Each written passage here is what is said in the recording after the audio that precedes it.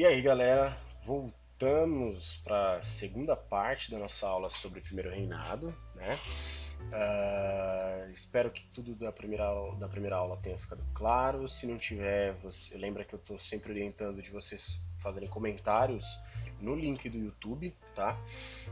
E aí eu tento responder, acho que pode ser um bom canal de comunicação, tá bom? Vamos continuar, vamos dar seguimento aí ao nosso assunto, né, do Primeiro Reinado.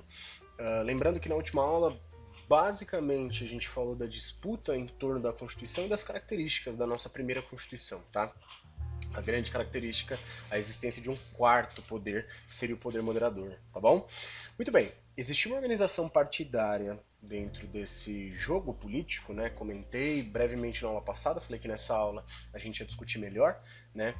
De um lado, a gente tem o Partido Brasileiro. O Partido Brasileiro, ele é dividido em dois grupos, né?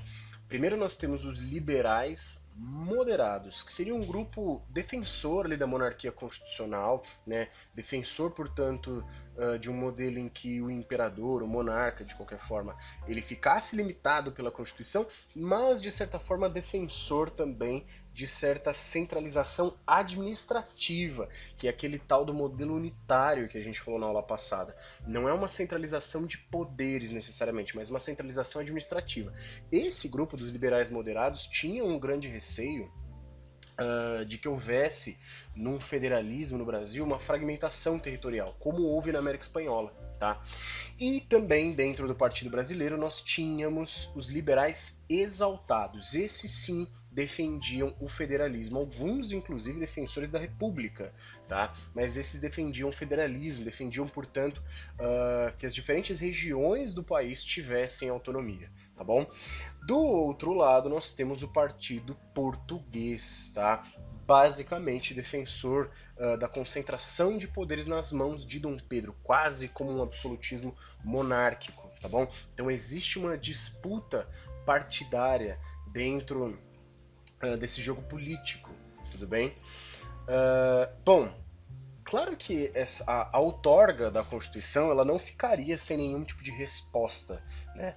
Quase que imediatamente, poucos meses depois da outorga de uma Constituição, estoura um movimento em Pernambuco que ficou conhecido como Confederação do Equador, tá? Então em 1824 lá em Pernambuco, lembrando que em Pernambuco aconteceu em 1817 já uma revolução que tentava já separar o Brasil de Portugal, né? Então a gente repara aí que Pernambuco é uma região bastante agitada politicamente, tá?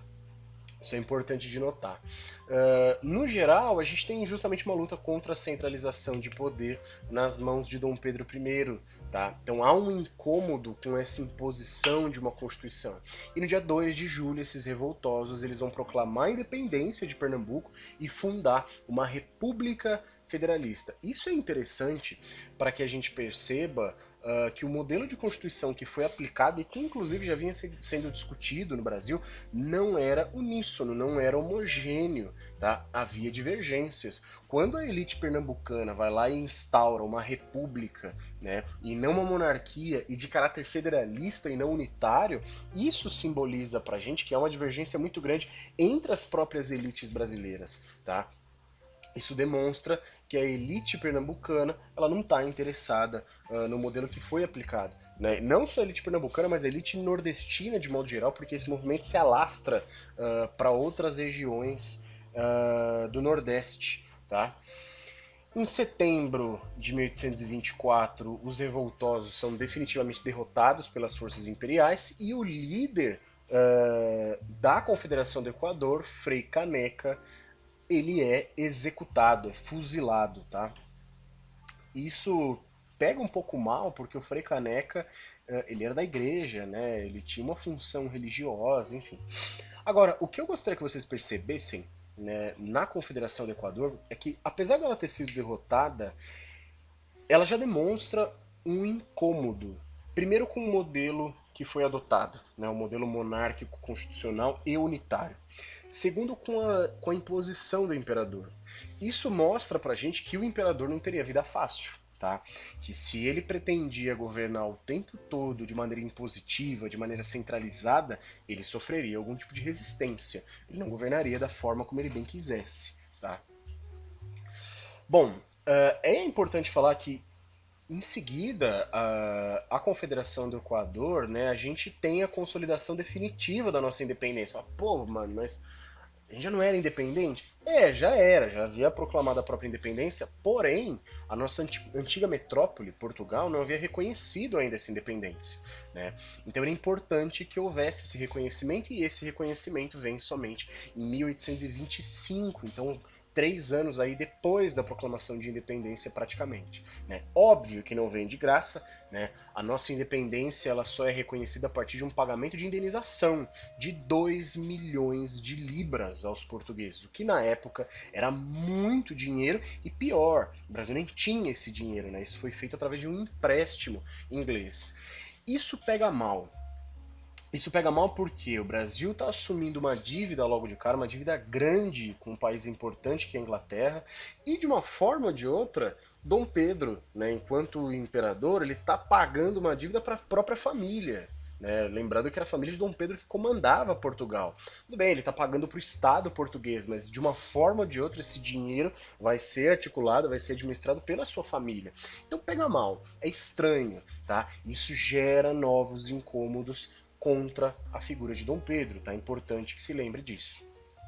Bom, há também no ano de 1825 a Guerra Cisplatina, um conflito que vai acontecer no sul do Brasil, tá? Quando a província cisplatina, ao sul do Rio Grande do Sul, comentamos na nossa aula sobre a família real no Brasil, tá? A respeito da província cisplatina, ela que não tinha identificação histórica, linguística e nem cultural com o Brasil, se declara separada, se declara agora parte das Províncias Unidas do Prata, que dariam origem, inclusive, ao território argentino, tá?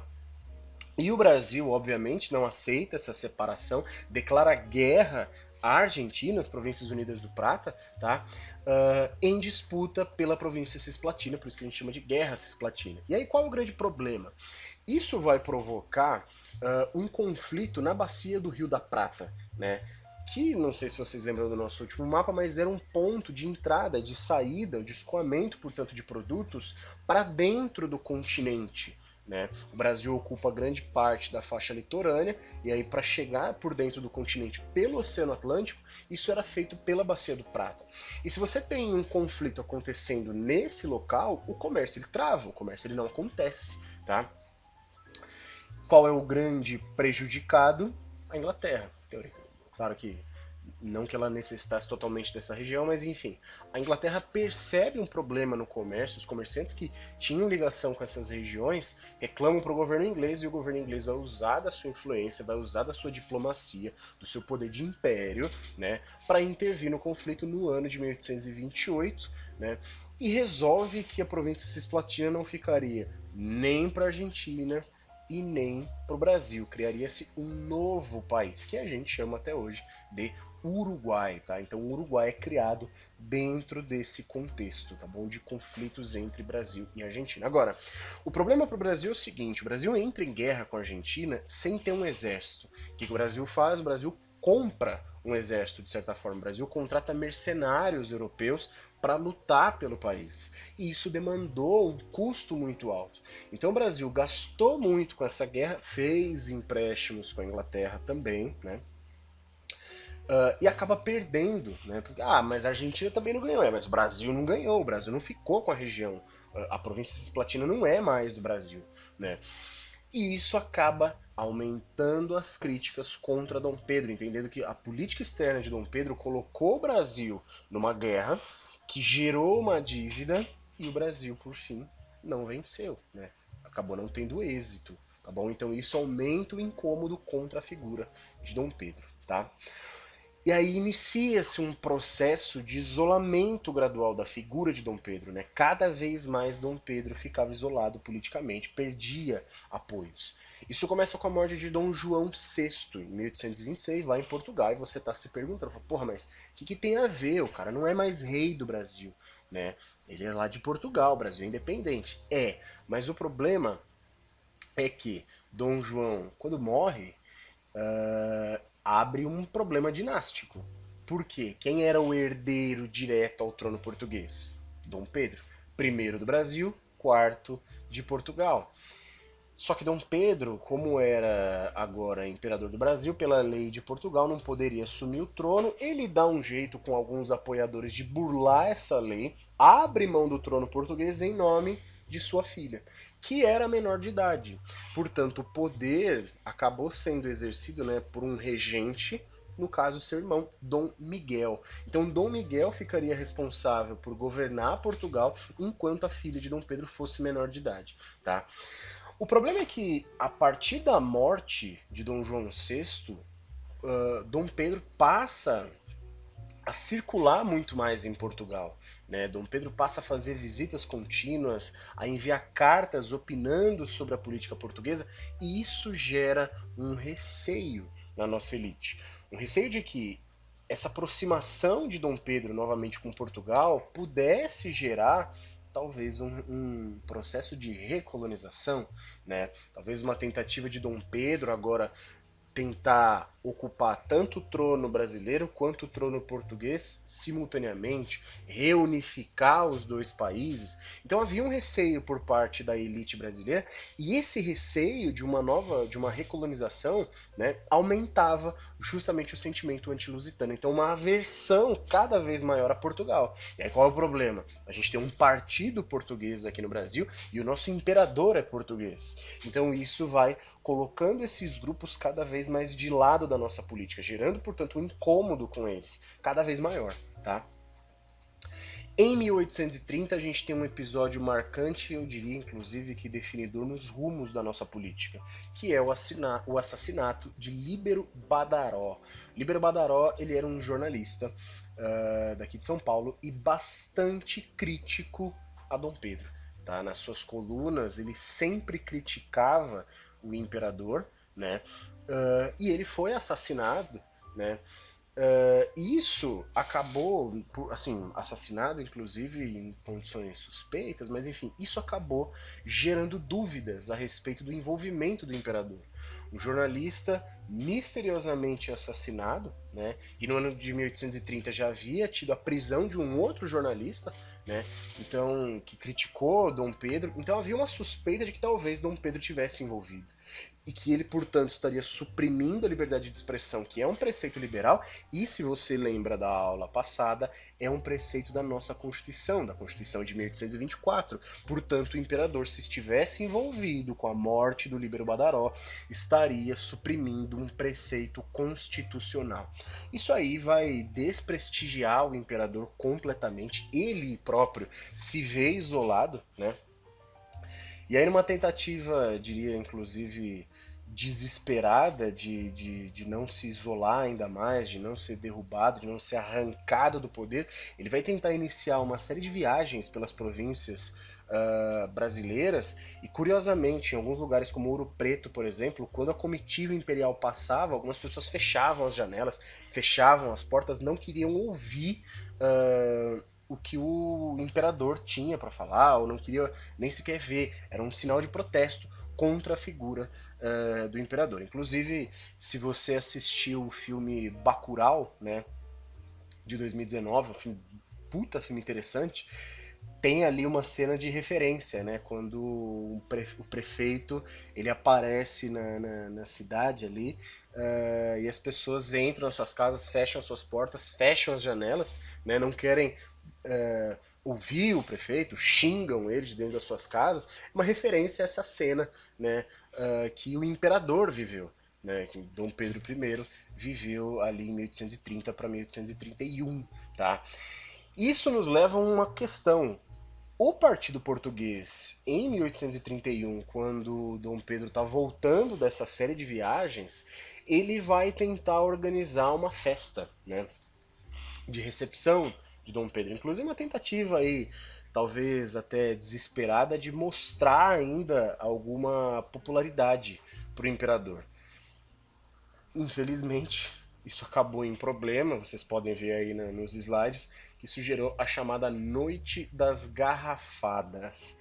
Por quê? Porque em meio a essa festa os brasileiros começaram a atacar os portugueses com pedra e garrafas de vidro, né? Portugueses foram assassinados e isso era um sinal de protesto contra a figura de Dom Pedro e contra a presença desses portugueses, né? Isso era uma demonstração final de que Dom Pedro estava totalmente isolado, de que ele não tinha mais nenhuma condição de governar o Brasil, né? E aí acresce-se um problema em Portugal. Sua filha, quando atingia a maioridade, não conseguia governar porque Dom Miguel havia usurpado o poder. Ele, que era somente regente, continua no trono, né? E dividido, percebendo que não tinha mais o controle do Brasil, Dom Pedro decide abdicar ao trono brasileiro, né? Ele abdica ao nosso trono, vai para Portugal tentar resolver os problemas existentes no seu país de origem, né? Abdica o trono no dia 7 de abril de 1831. Inclusive, a rua 7 de abril, ali no centro da cidade, se você já circulou por aquela região, homenageia justamente esse 7 de abril, tá?